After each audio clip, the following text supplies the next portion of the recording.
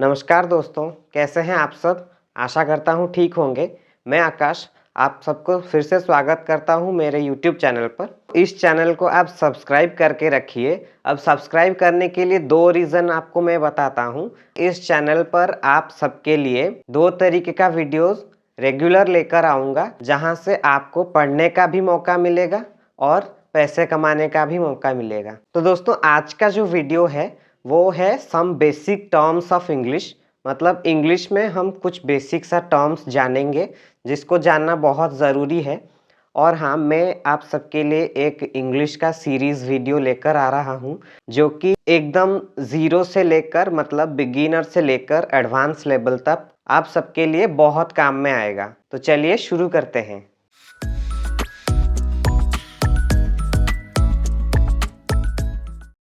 तो दोस्तों, इंग्लिश में जो पहला टर्म है वो है अल्फ़ाबेट। अल्फ़ाबेट तो आप सबको पता होगा, जो कि लेटर्स होते हैं। इनको हम कैपिटल और स्मॉल फॉर्म में लिख सकते हैं। तो दोस्तों, जो अगला टर्म है वो है वर्ड। अब वर्ड को हम अल्फ़ाबेट्स को एक साथ मिलाकर जब लिखेंगे, अगर उनका कोई कंप्लीट सेंस निकलेगा, मतलब कंप्लीट अर्थ निकलेगा, तब हम उसको वर्ड बोलेंगे। लेकिन वर्ड में एक स्वर और एक व्यंजन होना ज़रूरी है। पर कुछ ऐसे वर्ड्स हैं जिनको हम इंडिविजुअली भी लिख सकते हैं, जो कि है ए, आई, एट्सेट्रा। तो दोस्तों, जो अगला टर्म आता है वो है सेंटेंस। सेंटेंस वो होता है जो शब्दों को आपस में मिलाकर लिखने पर अगर उनका कोई सेंस निकलता है, मतलब अगर उनका कोई अर्थ निकलता है, तब हम जाके उसको सेंटेंस कहेंगे। और सेंटेंस का 2 भाग होते हैं, जो कि है सब्जेक्ट और है प्रेडिकेट। अब सब्जेक्ट क्या होता है? जो हर एक सेंटेंस में कुछ ना कुछ काम होता है, काम जो करता है उसको हम सब्जेक्ट कहते हैं। और सब्जेक्ट जो काम करता है उस काम को हम प्रेडिकेट कहते हैं। For example, I am eating. अब यहाँ पर ये वाला जो भाग है ये हो गया आपका सब्जेक्ट, और जहाँ से वर्ब शुरू होता है वो वाला भाग हो गया आपका प्रेडिकेट। सेंटेंस का 2 भाग तो होते हैं, लेकिन सेंटेंस 4 तरह के होते हैं, जो कि है simple sentence, compound sentence, complex sentence और मिक्स्ड सेंटेंस। अब सिंपल सेंटेंस क्या है? जिसमें कम से कम एक फाइनाइट वर्ब होता है। अब फाइनाइट वर्ब क्या है? फाइनाइट वर्ब वो है जो टेंस और नंबर ऑफ पर्सन्स को दर्शाता है, उसको हम फाइनाइट वर्ब कहते हैं। तो सिंपल सेंटेंस का एक एग्जाम्पल ले लेंगे, ही इज़ रीडिंग इंग्लिश। ये एक सिंपल सेंटेंस है क्योंकि यहाँ पर एक फाइनाइट वर्ब है। तो दोस्तों, कंपाउंड सेंटेंस क्या है? कंपाउंड सेंटेंस में 2 या फिर उससे अधिक इंडिपेंडेंट क्लॉज होते हैं, जो कि एक कोऑर्डिनेटिंग कंजक्शन के द्वारा जुड़े रहते हैं। For example, I prefer car but he prefers bike. मतलब कि मुझे कार पसंद है पर उसको बाइक पसंद है। हम इसको कंपाउंड सेंटेंस कहेंगे। ये इस बट कोऑर्डिनेटिंग कंजक्शन के द्वारा ये 2 इंडिपेंडेंट क्लॉजेस एक दूसरे से जुड़े हुए हैं। दोस्तों, कॉम्प्लेक्स सेंटेंस जो है इसमें कम से कम एक मेन क्लॉज या फिर इंडिपेंडेंट क्लॉज होता है और एक डिपेंडेंट क्लॉज होता है, जो कि एक सबऑर्डिनेटिंग कंजक्शन के द्वारा कंबाइंड रहता है। For example, in case you find my ID card inform me. मतलब कि अगर तुम्हें मेरी ID कार्ड मिलती है तो मुझे बता देना। इसको हम कॉम्प्लेक्स सेंटेंस कहेंगे, क्योंकि यहाँ पर एक डिपेंडेंट क्लॉज है और एक इंडिपेंडेंट क्लॉज भी है। जो डिपेंडेंट क्लॉज है वो है in case you find my ID card, और जो इंडिपेंडेंट क्लॉज है वो है इन्फॉर्म मी। अब दोस्तों, आगे जाके मैं आपको क्लॉज के बारे में बताऊंगा। एक और बात ध्यान रखिए, मैं आपको सिर्फ शॉर्ट नोट ही दे रहा हूँ, मतलब कि सबके बारे में थोड़ा थोड़ा बता रहा हूँ।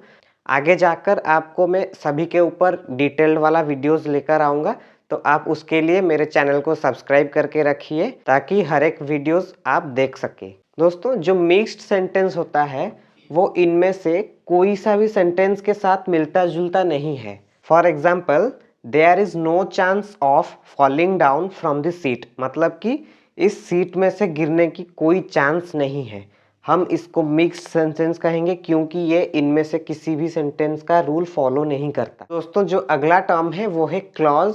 बेसिकली क्लॉज क्या होता है? क्लॉज एक सेंटेंस या फिर एक पार्ट ऑफ सेंटेंस जिसमें एक सब्जेक्ट होता है और एक वर्ब होता है और एक ऑब्जेक्ट भी होता है। तो दोस्तों क्लॉज बेसिकली 3 तरीके का होते हैं, जो कि है मेन क्लॉज, या फिर हम इसको इंडिपेंडेंट क्लॉज भी कह सकते हैं, और दूसरा है कोऑर्डिनेट क्लॉज, और तीसरा है सबऑर्डिनेट क्लॉज। इसको हम डिपेंडेंट क्लॉज भी कह सकते हैं, क्योंकि ये खुद से कंप्लीट नहीं हो सकता, ये कंप्लीट होने के लिए दूसरे क्लॉज पर निर्भर रहता है, इसलिए हम इसको डिपेंडेंट क्लॉज भी कहते हैं। अब चलिए हम मेन क्लॉज या फिर इंडिपेंडेंट क्लॉज का एग्जाम्पल ले लेते हैं। टुडे इज संडे मतलब आज रविवार है। इस सेंटेंस को कंप्लीट होने के लिए कोई दूसरा फ्रेज या फिर दूसरे क्लॉज की ज़रूरत नहीं है, ये अपने आप में ही इंडिपेंडेंट है। तो दोस्तों चलिए कोऑर्डिनेट क्लॉज का भी एक एग्जाम्पल ले लेते हैं। It stopped raining and the sun came out मतलब बारिश बंद हो गई और सूरज निकला।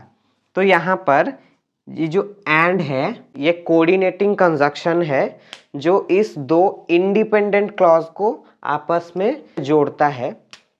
देखिए इट स्टॉप्ड रेनिंग मतलब बारिश रुक गई, ये एक इंडिपेंडेंट क्लॉज है। द सन केम आउट सूरज निकला, ये भी एक इंडिपेंडेंट क्लॉज है। बस इस दोनों क्लॉज को इस कोऑर्डिनेटिंग कंजक्शन के द्वारा जुड़ा गया है, तो इसलिए हम इसको कोऑर्डिनेट क्लॉज कहेंगे। तो दोस्तों सबऑर्डिनेट क्लॉज का एक एग्जांपल लेते हैं। I met the teacher who taught me English in school. तो यहाँ पर सबऑर्डिनेट क्लॉज क्या है? यहाँ से शुरू होता है सबऑर्डिनेट क्लॉज हु से, जो कि है who taught me English in school. इसका कोई भी कंप्लीट सेंस नहीं निकलता who taught me English in school, मतलब ये कंप्लीट होने के लिए अभी भी आई मेट द टीचर पर डिपेंडेंट है, इसलिए हम इसको डिपेंडेंट क्लॉज भी कहते हैं, क्योंकि ये अपने आप में कंप्लीट नहीं हो पाता। तो दोस्तों चलिए अगले टर्म की तरफ। तो दोस्तों जो अगला टर्म है वो है पार्ट्स ऑफ स्पीच। यहाँ पर 8 पार्ट्स ऑफ स्पीच होते हैं, 8 पार्ट्स, जो कि है noun, pronoun, adjective, adverb, preposition, verb, conjunction और इंटरजेक्शन। तो दरअसल पार्ट्स ऑफ स्पीच होता क्या है? एक सेंटेंस में काफ़ी सारे वर्ड्स होते हैं, हर एक वर्ड का डिफरेंट मीनिंग रहता है। कोई नाउन होता है, कोई प्रोनाउन होता है, उनमें से कुछ एडजेक्टिव होते हैं, कुछ वर्ब होते हैं, कुछ प्रीपोजिशन होते हैं। तो इन सब को हम पार्ट्स ऑफ स्पीच बोलते हैं। तो दोस्तों जो अगला टर्म है वो है प्रीफिक्स। तो प्रीफिक्स क्या होता है? प्रीफिक्स कुछ लेटर्स होते हैं जो वर्ड्स के पहले लिखे जाते हैं। प्रीफिक्स लगाने से वर्ड्स जो होते हैं वो ऑपोजिट हो जाते हैं, जैसे कि पॉसिबल में अगर हम आई एम लगा दें तो वो हो गया इम्पॉसिबल। तो ये जो आई एम है इसी को हम प्रीफिक्स बोलते हैं। और यहाँ पर डिसलाइक पे जो डी आई एस डिस, इसको हम प्रीफिक्स बोलते हैं।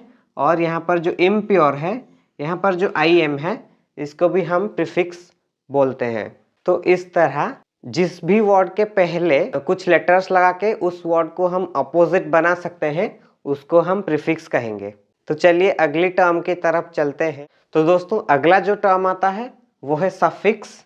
मतलब प्रीफिक्स जो था वो वर्ड्स के पहले लेटर्स लिखे जाते थे, लेकिन सफिक्स जो है वो वर्ड्स के बाद में, मतलब वर्ड के एंड में लेटर लगाने से वो सफिक्स बन जाता है। जैसे कि लीक, इसमें अगर हम AGE लगा दें तो ये हो जाएगा लीकेज। तो ये जो AGE है ये सफिक्स है। और गिफ्टेड, यहाँ पर जो ED है इसको हम सफिक्स कहेंगे। और यहाँ पर जो फ्रेंडशिप, तो यहाँ पर जो SHIP शिप, इसको भी हम सफिक्स कहेंगे।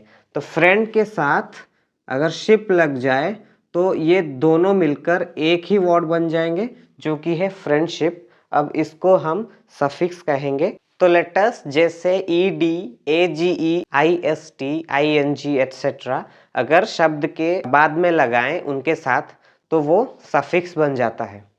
तो दोस्तों अगर आपको ये वीडियो थोड़ा सा भी पसंद आया, इस वीडियो को लाइक करें और अपने फ्रेंड्स के साथ शेयर करें। जो इंग्लिश में बहुत कमज़ोर हैं उनके साथ तो ज़रूर शेयर करें, उनको बहुत काम में आएगा।